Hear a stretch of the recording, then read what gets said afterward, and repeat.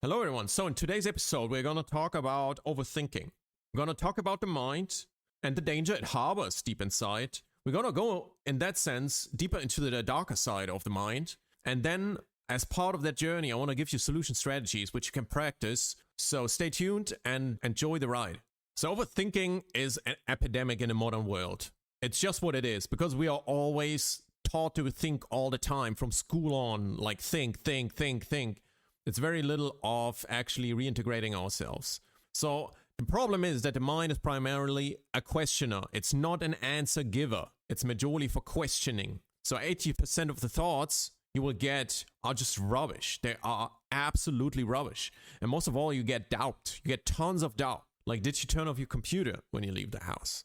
Then you go back and you tap a few keys, nothing happens, you go, and then like, did you really turn it off? Or was it just asleep and didn't react fast enough and you thought it was off? You see, the mind always plays these tricks. It always tells you, did you really do that? Did you do that? Is it really that?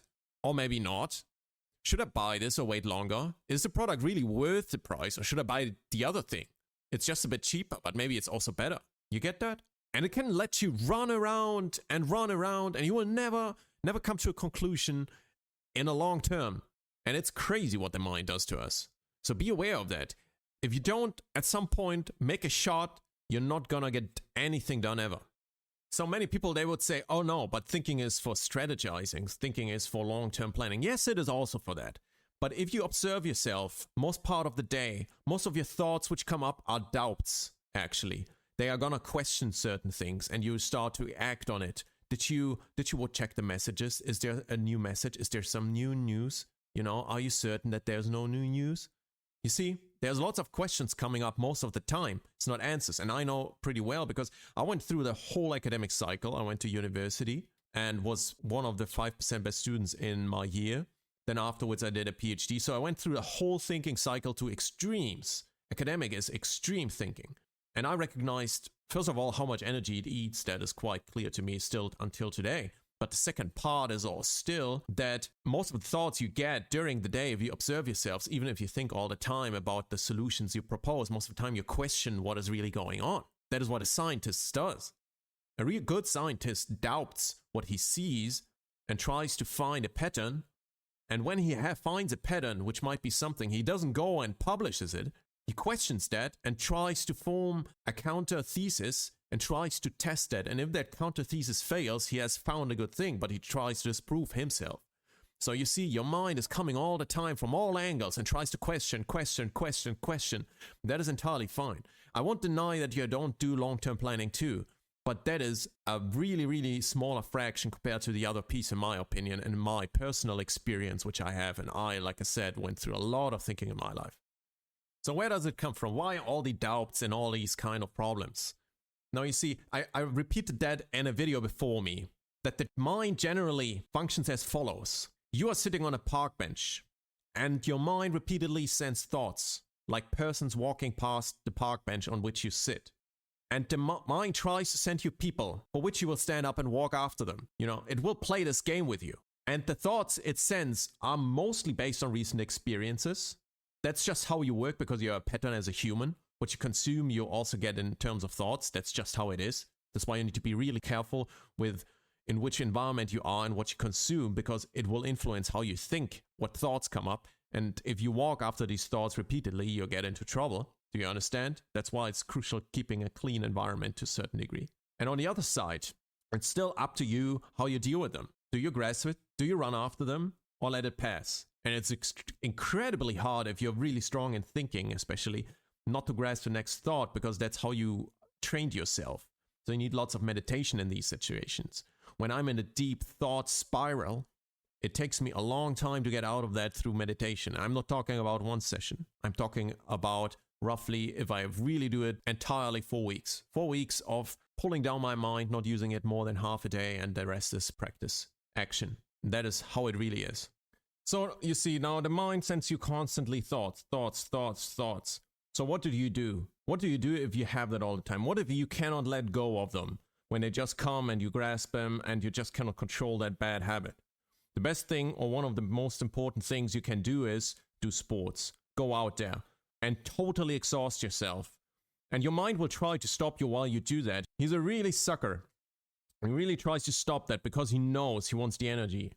So when you start running and walking, he will tell you, you cannot do this, you're too tired, this is too far, you cannot go so fast, you're gonna hurt yourself, blah, blah, blah, blah. All the time you will get these thoughts and you need to push them. But what really happens is you spend a lot of energy on the physical part and your body will do something very magical. It will realize that it needs the energy actually for the physical part and not for the mind anymore. The mind is totally unimportant. So we'll start to reroute the entire energy slowly back from the head into the body. And what is quite interesting is also the blockades in the head start to open up. So when you do that to very, very large extremes, when you totally tire yourself out, your body will snap into a mode where all the energy from the blockades disappears, and all of a sudden, questions answer themselves. It's very interesting what happens when you look deep inside of yourself in that moment. So sports is absolutely crucial as one of the basic techniques to stop overthinking. Just that you're aware of it. So if you sit on that park bench and you get thoughts all the time and you can't control it, you just struggle too much because you're too deep into it. Sports is one of the easy ways, hard ways out, depending on how you see it. For me, it's easy because it's so easy to do, right? To get your ass up and just start running, for example, or do something else. But of course, that also takes inner motivation. Now, when the mind sends thoughts in terms of persons and you start walking after them, it amplifies itself. And that's really dangerous because you can get lost into very negative mind traps because of that. Okay? Through overthinking. Because you think and you think again and you think again and it amplifies. And you start manifesting bad things and then the thought re-amplifies. And I will go into that now because I call that the narcissistic trap. You see, narcissists, they have fear. They have fear of certain actions. They have fear of death. They have fear of being alone. So they use a divide and conquer strategy. Let's say they tell you, for example, very often they try to instill negativity, like that person doesn't like me. That person doesn't want me to succeed. The person really hates you. I know it. Look at how he looked at you. Do you see? They're projecting out their fear and their trouble and their anxiety onto the other person and try to make them look bad in a certain way because they can't deal with their fear somewhere deep, deep, deep down, and they try to make excuses and whatsoever about that. And I witnessed a really interesting situation where a woman was asking her guy in a relationship repeatedly, "Are you cheating on me? Are you cheating on me? Do you have another girlfriend?" Again and again and again, over weeks and months, all the time, again and again. And you see, she was the one who was cheated on in the past. So there was some experience where it started. But then also she was the one who had a wild, unfaithful sexual past. So on that, she kind of had also this instability sense in her own mind. And she was projecting that weird mixture of herself onto the other person and the fear of losing that person. And by doing that, she told the other guy that he would be the unfaithful person when it was indeed coming from herself outside that she was uncertain and fearful. So you see, the guy was a really faithful person, so that aura definitely didn't come from him. And it's quite interesting because that repeated thought of him cheating on her led to the separation in the end. So that repeated thought she projected out weakened the relationship. Because she projected her problems onto him repeatedly in that situations. Could also be vice versa, but in this situation, the woman was the problem. You see? And in the end, they broke up. You know? And she had one more experience of being let down because of it. So you see, her thought of being cheated on and her fear of that destroyed the relationship. So be careful with overthinking. Because once you tap into these dangerous thoughts or negative thoughts, you can start weakening things. You can start projecting something out and by that destroying it. And her problem was that she was afraid of losing. And because of that, she started projecting that out. But because she couldn't handle it and projected it out and didn't resolve it, she actually lost him. And breaking that mind pattern, that can be hard. That can be hard.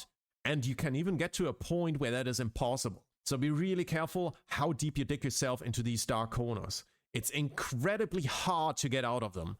If not impossible. Some corners are so deep and so dark, you're gonna be lost forever. And that is a great motivation. If you remember my video about why evil must exist, it's a great motivation to know that you can get lost so you don't walk too far in that. that you work on yourself, because it's a great motivation, because otherwise you might forever just be game over. So let's take a turn from thinking and overthinking and narcissistic negative overthinking to action. Action is the healing to a lot of trouble.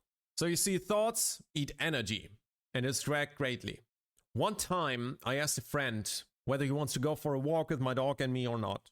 And he told me he needed to think about it. And usually I push people when they do that, because it just makes absolutely no sense. Why do you want to spend time thinking about something so minor about that? And of course I might get an answer in 2 hours, but then he lost so much energy keeping that thought in the head and keeping it around and trying to think about pluses and minuses, blah, blah, blah, blah, blah, blah. If you're unsure, you don't know right away, left or right, just make a quick shot. Just make a random call. I have an app on my phone where sometimes I roll the dice. If I don't know what to do, I just roll the dice and then move on. And most people are really afraid of doing that. I will tell you now why. Because you see, if you would have enough information, you would have making a quick shot. You would have said, no, right won't work. No, I don't want to go walking with you because I want to do that. But if you don't know, it doesn't really matter, because you don't have any information that would prove left or right. So you would spend a lot of energy rather on thinking on a totally unimportant topic, which makes no sense. You're way better off at making a quick shot.